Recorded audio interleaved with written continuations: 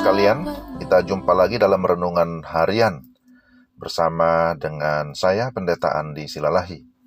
Sebelum kita membaca dan merenungkan firman Tuhan, mari kita berdoa. Ya Tuhan, kami bersyukur untuk kesempatan mendengarkan firman Tuhan. Kami mohon pertolongan Allah Roh Kudus yang menerangi hati kami, memberikan kami hikmat, sehingga kami dapat memahami firman-Mu dengan baik. Dalam nama Tuhan Yesus, kami sudah berdoa. Amin. Pembacaan firman Tuhan diambil dari Yohanes pasal 15, ayat yang kelima. Yohanes pasal 15, ayat yang kelima. Demikian firman Tuhan. Akulah pokok anggur, dan kamulah ranting-rantingnya. Barang siapa tinggal di dalam aku, dan aku di dalam dia, ia berbuah banyak. Sebab di luar aku, kamu tidak dapat berbuat apa-apa. Demikian firman Tuhan. Berdasarkan pembacaan firman Tuhan ini, tema renungan kita adalah rahasia hidup berbuah. Rahasia hidup berbuah. Saudara, kehidupan Kristen adalah kehidupan yang mengalami proses secara rohani, dari kelahiran kembali, kepada pertumbuhan, lalu menuju kedewasaan. Sebagai akibat dari kedewasaan rohani, maka tentu ada buah yang dihasilkan, yakni buah pertobatan, karakter atau sikap yang mencerminkan Kristus. Bahkan juga ada buah Injil atau buah pelayanan, yakni orang-orang yang dilayani bagi kemuliaan Kristus. Mari kita merenungkan dua pertanyaan berikut ini. Pertama, apa yang menjadi rahasia hidup berbuah? Rahasia hidup berbuah pertama adalah senantiasa tinggal di dalam Yesus Kristus, dalam ayat yang kelima.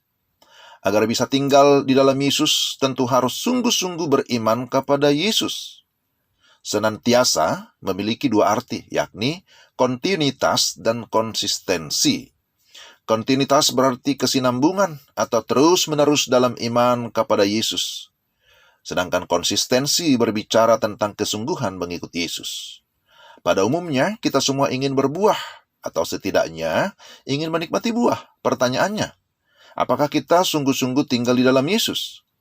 Spirit atau semangat duniawi banyak melanda orang Kristen, yakni ingin menikmati sesuatu tanpa ada proses atau tanpa usaha. Senantiasa berada dalam Kristus Yesus menuntut kesetiaan yang dilandasi kasih. Tanpa kasih yang murni, mustahil kita bisa mengikut Dia dengan sungguh-sungguh. Kita tidak boleh menjadi orang yang suam-suam, sebentar panas, sebentar dingin, tidak panas, tidak dingin. Artinya tidak ada pendirian. Demikian pun konsistensi menuntut kesiapan untuk menghadapi segala tantangan, sekalipun ombak dan badai. Tetapi hati-hatilah supaya jangan hanyut terseret oleh ombak atau badai itu. Caranya bagaimana?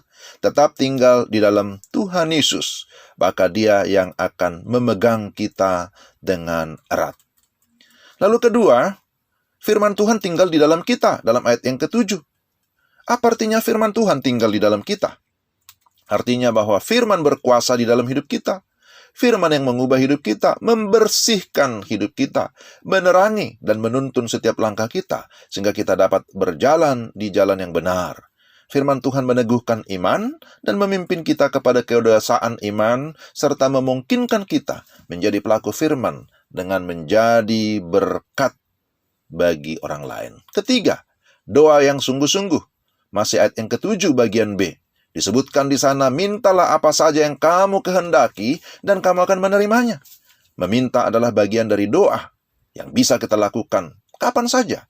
Ketika kita berdoa dengan iman, kita juga harus percaya bahwa yang kita minta akan selaras dengan kehendak Tuhan dan akan didengar serta dijawab oleh Tuhan sesuai dengan waktu Tuhan. Ingat, sesuai dengan kehendaknya, bukan sesuai dengan kehendakku. Kedewasaan rohani harus juga ditunjukkan dengan kebergantungan total kepada Tuhan dan mau melakukan perintahnya. Maka saya percaya kita akan berbuah. Pertanyaan kedua yang harus kita renungkan, apa tujuan kehidupan yang berbuah? Dalam ayat yang ke-8 disebutkan, dalam hal inilah Bapa-Ku dipermuliakan, yaitu jika kamu berbuah banyak, dan dengan demikian kamu adalah murid-muridku. Jadi jelas bahwa kehidupan yang berbuah akan memuliakan Bapa di sorga, akan tetapi juga sekaligus kehidupan kita menjadi berkat bagi orang lain. Menjadi murid Kristus berarti seorang yang berani bersaksi, menyaksikan sang guru yang agung, dan mengikuti teladannya. Pertanyaannya, apakah kehidupan saudara sudah berbuah? Jika belum, hal-hal apa yang menghalangi saudara untuk berbuah? Sebaliknya, jika sudah berbuah, apakah saudara sudah menjadi berkat bagi orang lain? Kiranya firman Tuhan hari ini menolong kita agar kita terus menjalani kehidupan yang semakin memuliakan Tuhan, kehidupan yang sungguh-sungguh boleh menjadi berkat bagi banyak orang. Amin, mari kita berdoa. Tuhan, terima kasih untuk firman-Mu yang mengajar kami, supaya kami sungguh-sungguh tinggal di dalam Tuhan, firman Tuhan di dalam kami, dan kami senantiasa hidup di dalam penyerahan total kepada Tuhan. Kami mohon supaya Roh Kudus menolong kami untuk kami dapat melakukan firman-Mu dalam hidup kami tiap-tiap hari. Kami sudah berdoa mengucap syukur dalam nama Tuhan kami Yesus Kristus. Amin. Demikian saudara pendengar, renungan kita hari ini. Kiranya Tuhan dimuliakan dan kita dipakai menjadi berkat dimanapun kita berada. Shalom, shalom.